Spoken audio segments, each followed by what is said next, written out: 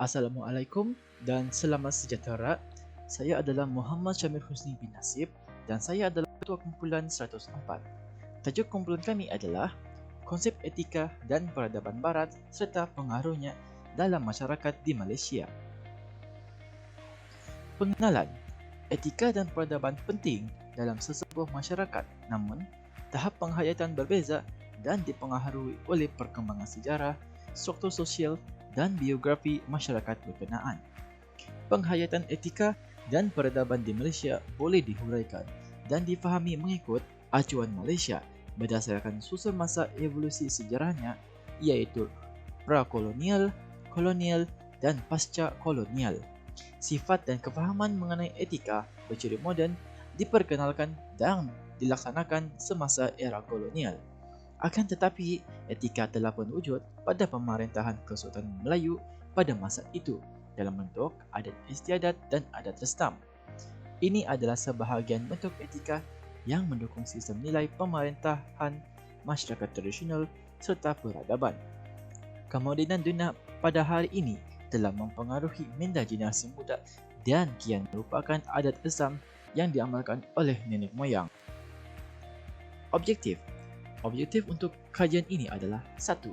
Memahami etika dan peradaban barat yang tersebar di kalangan masyarakat dalam pakaian, sosial, muzik dan budaya. Yang kedua, menerangkan impak sekiranya pengaruh budaya luar dibiarkan berleluasa di dalam ekonomi, sosial dan budaya asal Malaysia. Apakah itu etika dan peradaban barat? Teori asal etika adalah berasal daripada teori kepribadian mulia. Aristotle menyatakan bahwa adalah satu keperluan insan untuk mempraktikkan teori kepribadian mulia dalam segala urusan demi melancarkan kehidupan seharian. Teori ini juga menekankan konsep the golden mean, yaitu mencari kebaikan dalam keadaan keseimbangan di antara keinginan agar tidak melampau dalam setiap tindakan. Peradaban Barat merujuk kepada masyarakat Barat yang merangkumi Amerika Syarikat dan Eropah. Akibat pergolakan revolusioner politik dan industri yang berlaku pada abad ke-18, Barat telah mula menjajah ke serata dunia dengan membawa berbagai aspirasi, termasuk ingin mentamadunkan masyarakat yang dianggap ketinggalan melalui slogan mereka, The White Man's Burden. Globalisasi ini berlaku secara jelas pada 2 dekad terakhir abad ke-20, kesan daripada revolusi teknologi maklumat. Globalisasi membawa maksud pensejahteraan nilai-nilai kehidupan Barat mendukung liberalisme, kapitalisme dan demokrasi mengikut acuan mereka sendiri. Ini menyebabkan orang Asia hampir kehilangan identiti Asia dan keseluruhan dunia pada masa itu seperti dunia Barat yang besar, the Great Western World, yang hampir menenggelamkan identiti pelbagai budaya. Pengaruh Barat dalam masyarakat Malaysia. Tanah Melayu mula dikuasai oleh pengaruh British semenjak tahun 1771 sehinggalah Malaysia mencapai kemerdekaan pada tahun 1967. Ini bermakna Tanah Melayu berada dalam cengkaman British selama 186 tahun. Walaupun telah mencapai kemerdekaan, masih terdapat beberapa pengaruh Barat yang terselip dalam negara ini, antaranya sistem pentadbiran, ekonomi, dan pendidikan. Akan tetapi, ia juga turut merebak ke generasi muda yang mempraktikkan budaya Barat dan mencampurkan dengan budaya Malaysia. Pengaruh Barat dalam aspek pakaian di Malaysia boleh dilihat melalui etika pemakaian ke pejabat atau majlis-majlis formal adalah kebanyakannya mengikut fashion daripada Barat. Seperti yang kita sedia maklum, fashion Barat tidak menitik beratkan maruah si pemakainya, berbeza dengan fashion tradisional masyarakat tempatan yang penuh dengan kesopanan. Walau bagaimanapun, remaja pada hari ini lebih memilih untuk mengenakan fashion Barat tersebut seperti memakai skirt pendek, berselar jeans ketat, dan berpakaian jarang serta tidak menutup aurat. Faktor utama yang mungkin mendorong masyarakat untuk mengenakan fashion Barat adalah kerana menganggap bahwa fashion Barat itu lebih cantik dan menarik. Ini disebabkan reka bentuk yang cantik dan menarik menjadi tarikan masyarakat kini. Selain itu, pengaruh dari media massa juga mendorong masyarakat Malaysia mengenakan fashion Barat. Maksud pengaruh media massa di sini adalah pengaruh melalui drama atau film barat yang ditayangkan di Malaysia yang memaparkan pelakon-pelakon yang menggayakan fashion barat terkini. Fashion barat adalah sangat tidak sesuai dengan masyarakat Malaysia karena hampir semuanya terdiri daripada rekaan pakaian yang menjolok mata sehingga mampu mengundang fitnah kepada sesiapa yang melihatnya. Cara mengatasi masalah masyarakat yang terpengaruh dengan fashion barat ini adalah dengan menyekat ataupun membuat penapisan film barat. Hal ini karena film-film barat banyak memaparkan pakaian yang kurang sopan menyebabkan masyarakat Malaysia terutamanya golongan wanita akan terpengaruh dengan budaya pakaian barat. Seterusnya, ibu bapa perlulah memantau cara pemakaian anak-anak mereka. Di sini ibu bapa boleh menegur anak-anak mereka sekiranya mereka memakai pakaian yang kurang sopan. Ibu bapa juga perlu memantau dengan siapa anak mereka berkawan. Selain itu, pihak media massa hendaklah mengurangkan paparan tentang pakaian barat terutamanya di televisyen dan akhbar.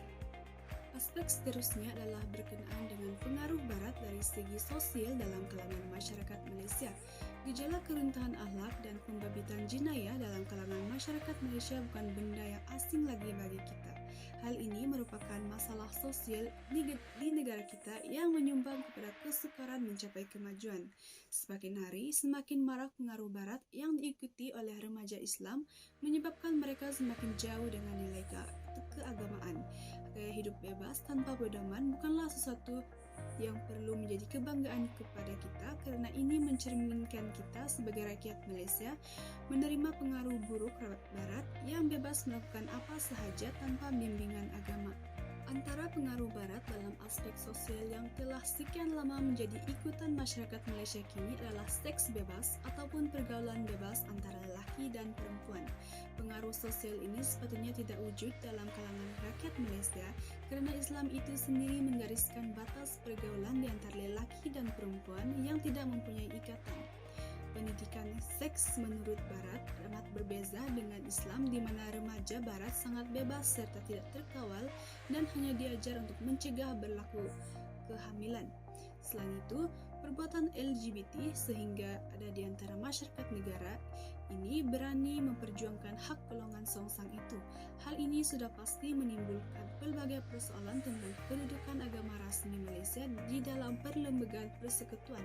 Mengambil kira kejadian yang berlaku Mac lalu apabila satu perhimpunan haram yang melaungkan logo slogan pro-LGBT, pelanggan ini dilihat semakin berani ke hadapan demi menuntut hak kesaksamaan serta diberi keistimewaan sama seperti rakyat Malaysia yang lain. Cara mengatasi masalah sosial masyarakat Malaysia adalah membekalkan mereka dengan ilmu pengetahuan kerana ilmu amat penting sebagai persediaan dan pertahanan remaja dalam menyusun tindakan dalam menyertai arus perubahan atau era globalisasi. Didikan agama juga perlu diterapkan dalam diri setiap individu agar dapat membentuk jiwa yang bersih dan minda yang berakhlak mulia. Umum sedia maklum bahawa setiap agama mempunyai amal ibadah dan juga perintah untuk diikuti serta larangan-larangan tertentu. Music. Pengaruh barat dalam aspek musik dan hiburan juga dapat dilihat dalam kalangan masyarakat Malaysia pada era kini. Pelbagai jenis musik seperti pop, country, punk, rock, rap yang dinyanyikan oleh penyanyi-penyanyi barat semakin menjadi tarikan remaja. Dalam tidak sedar, remaja didedahkan kepada unsur-unsur negatif yang telah diterapkan dalam lirik lagu tersebut. Sebagai contoh, terdapat lagu yang menerapkan perkataan kesat dan berunsur lucah. Faktor dia, antara sebab pengaruh musik barat adalah pengaruh dari kebebasan penggunaan internet. Kecanggihan gadget pada masa kini membolehkan semua orang melayari laman seseorang tanpa batasan seperti YouTube atau Spotify yang mana ada medium penyiaran musik terbesar di dunia. Cara mengatasi masalah pengaruh musik adalah ibu bapa memantau penggunaan internet anak-anak mereka. Tanpa pengawalan dan yang rapi, anak-anak akan mudah melayari laman seseorang yang tertentu seperti berunsurkan pornografi dan keganasan. Membenarkan anak-anak menggunakan internet 2 jam sehari sudah memadai untuk kanak-kanak. Salam sejahtera kepada doktor dan sekalian. Nama saya Ong Wening dari kumpulan 104 akan menerangkan tentang impak pengaruh Barat terhadap ekonomi negara kita. Pengaruh Barat banyak membawa impak terhadap ekonomi masyarakat kita biarpun baik atau tidak baik. Setelah tanah Melayu dijajah, Barat telah mengambil inisiatif untuk mengembangkan ekonominya. Antara inisiatifnya ialah mengembangkan sistem ekonomi secara kapitalis yang menjadikan faedah iaitu riba sebagai asasnya. Sebagai contoh, dalam berhutang, peminjam akan mengenakan faedah sebanyak beberapa peratus dari jumlah yang dipinjam kepada penghutang. Faedah tersebut telah menindas penghutang dengan faedah yang dikenakan. Para kapitalis juga menggunakan sistem berhutang untuk memberikan tekanan kewangan kepada orang lain di samping membuat perniagaan yang sangat menguntungkan pihak mereka. Antara pihak yang memainkan peranan yang penting dalam perniagaan hutang tersebut ialah bank-bank yang berfungsi untuk menyediakan pinjaman-pinjaman dalam pelbagai bentuk seperti pinjaman kereta, pinjaman perubahan, pinjaman peribadi dan sebagainya. Selain itu, Barat juga memperkenalkan sistem ekonomi secara sosialis yang menekankan pemilikan harta merupakan hak negara. Dengan membantukan pendekatan yang berbeza, semua faktor produksi dan sumber pendapatan akan dimiliki oleh negara dan individu kehilangan hak pemilikan dan kebebasan untuk memperoleh mana-mana manfaat daripada hasil produk mereka. Bagi orang yang memiliki kreativitas juga tidak dapat memperoleh keuntungan penjualan dari produk yang dihasilkannya berbanding dengan orang yang tidak memiliki kreativitas kerana nilai pasar dalam sistem tersebut adalah sama rata dan tidak ada kebebasan.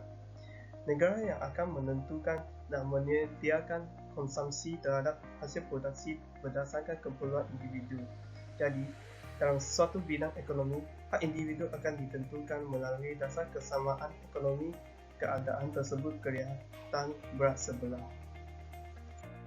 Seterusnya, sistem ekonomi campuran iaitu sistem ekonomi Barat yang diubah sesuai telah diperkenalkan akan dapat memberikan kebaikan yang nyata dan kesejahteraan kepada rakyat jelata. Sistem tersebut merupakan gabungan sistem ekonomi kapitalis dan sistem ekonomi sosialis. Dalam sistem ekonomi tersebut, pemerintah dan pihak swasta atau persendirian bekerjasama dalam melakukan aktiviti ekonomi demi membentuk satu pasaran yang lebih adil. Dalam arti kata yang lain, pemerintah dan pihak swasta memikul peranan aktif dan sama dalam aktiviti ekonomi. Pemerintah juga memberikan jaminan sosial dan pemerataan pendapat agar dapat mewujudkan pemerataan ekonomi yang merata pada setiap rakyat. Sistem ekonomi campuran telah membawa banyak faedah, antaranya ialah setiap individu mempunyai kebebasan dan peluang untuk memperoleh keuntungan yang maksimal melalui aktiviti ekonomi. Pihak swasta ataupun pemerintah tidak mempunyai peluang untuk monopoli pasaran dan tidak dapat menggunakan sumber daya dengan sewenang-wenangnya. Persaingan bebas juga membantu mengembangkan ekonomi dan menjaga kestabilan ekonomi di samping mengakui hak individu dalam bidang ekonomi. Semasa penjajahan Inggris, kemasukan migra seperti China dan India merupakan permulaan pemerintahan berdasarkan istilah pecah dan perintah terhadap pendudukan di tanah Melayu. Pengamalan konsep pecah dan perintah juga merupakan pecah wujudnya jurang antara kaum Cina, Melayu dan India semata dari sudut ekonomi dan juga polarisasi kaum. Sebagai contoh, kaum Cina tinggal di kawasan pemacu ekonomi di bandar dan juga di kawasan Lombok sebagai pelombong. Sementara kaum Melayu pula tinggal di luar bandar sebagai petani atau nelayan kecil dan kaum India kebanyakannya sebagai buruh kasar kerajaan dan bekerja di ladang. Perkara ini telah menyebabkan jurang ekonomi yang luas dan sangat ketara perbezaannya terhadap tiga kaum tersebut, terutamanya kaum Melayu, kerana kegiatan ekonomi kaum Melayu dan India adalah berjualan secara diri. Jelasnya, kedudukan sosial ekonomi meningkat tidak seimbang disebabkan corak pelibatan ekonomi antara kaum yang berbeza. Terdapat juga impak yang positif setelah kedatangan pengaruh China dan British di tanah Melayu terhadap perkembangan perusahaan bijak jiwa, iaitu penggunaan kapal korek dan pam kerikil. Kaedah tersebut lebih efektif berbanding dengan kaedah yang lama sebelum pengaruh Barat yang menggunakan kaedah melapan mendulang yang mengambil proses yang lama dan menghaus tenaga. Oke, so seterusnya kita akan pergi kepada impact dari segi sosial. So kita boleh nampak impact dari segi sosial bukan seperti ekonomi di mana banyak faedah dapat diperoleh, di mana terdapat banyak pengaruh daripada Barat yang membimbangkan pemimpin-pemimpin negara ini. Sebagai contoh, amalan LGBT merupakan salah satu pengaruh Barat yang langsung tidak diterima di dalam Malaysia. Walau bagaimanapun, terdapat sebagian daripada masyarakat kita yang semakin meningkat dan semakin berani menonjol secara terbuka dalam masyarakat kita. Impak lain yang telah mempengaruhi rakyat Malaysia adalah seperti pengaruh hedonisme dan gangsterisme. Pengaruh hedonisme menyebabkan rakyat mementingkan aktiviti keseronokan daripada aktiviti yang memanfaatkan. Dan pengaruh gangsterisme menyebabkan rakyat melakukan aktiviti yang melibatkan keganasan atau melanggar peraturan-peraturan seperti vandalism dan merosakkan kemudahan awam. So, kita seterusnya kepada budaya asal Malaysia, di mana impaknya adalah sesetengah rakyat Malaysia melupakan budaya asal Malaysia. Kita boleh tengok kedatangan Barat ke Malaysia telah memberikan pelbagai perubahan kepada budaya asal di Malaysia atas alasan the white man burden yang merupakan tanggungjawab dalam mentamadunkan masyarakat Islam, Cina, India dan pribumi. Salah satu bukti budaya asal di Malaysia sudah dipengaruhi adalah di Bangsar yang terletak di wilayah Persekutuan Kuala Lumpur yang mementingkan nilai-nilai elit dan moden. Sebagai contoh, terdapat tadika Little Harvard di dalam bangsa yang mengenakan yuran sebanyak RM6,600 setahun yang telah masukkan di dalam utusan Malaysia pada 18 Februari 2002. Dan semua pengaruh ini telah menyebabkan kuasa politik dan pemimpin-pemimpin orang Islam hilang kuasa untuk memerintah budaya di Malaysia. Hal ini disebabkan budaya yang disebar melalui perniagaan produk sukar ditolak oleh kerajaan disebabkan oleh niat untuk memaksimumkan keuntungan. Oke, so kita teruskan dengan kesimpulan. Kesimpulannya, pengaruh budaya Barat yang datang ke Malaysia tidak hanya membawa impak yang negatif, tetapi ia juga memberi kesan yang amat baik kepada pembangunan negara. Sebagai contoh, dari segi ekonomi. Seperti yang sudah sedia maklum, puncak utama masalah pengaruh budaya Barat ini adalah daripada penggunaan media sosial yang berlebihan. Telefon pintar, televisyen dan internet adalah merupakan media yang menyebarkannya. Generasi-generasi muda yang mudah terpengaruh dengan benda baru akan mempraktikkan budaya-budaya ini kerana mereka minat dengan benda ini. Ini akan menyebabkan budaya-budaya asal Malaysia dilupakan dan berkemungkinan akan hilang sekiranya tidak dibenteras. Banyak solusi yang boleh dilakukan oleh semua pihak untuk menghalang semua ini. Antara solusi yang boleh dilakukan ialah kerajaan melaksanakan program menghayati budaya kita di peringkat sekolah. Akhir sekali, mempelajari sesuatu budaya bukan satu larangan kerana ilmu bukan untuk disifat. Akan tetapi janganlah sampai kita melupakan asal usul tanah air kita dan meninggalkan budaya yang membentukkan negara kita yang sekarang. Bak kata pepatah, yang lama dikelek, yang baru didukung. Itu sahaja untuk presentasi kita. Terima kasih.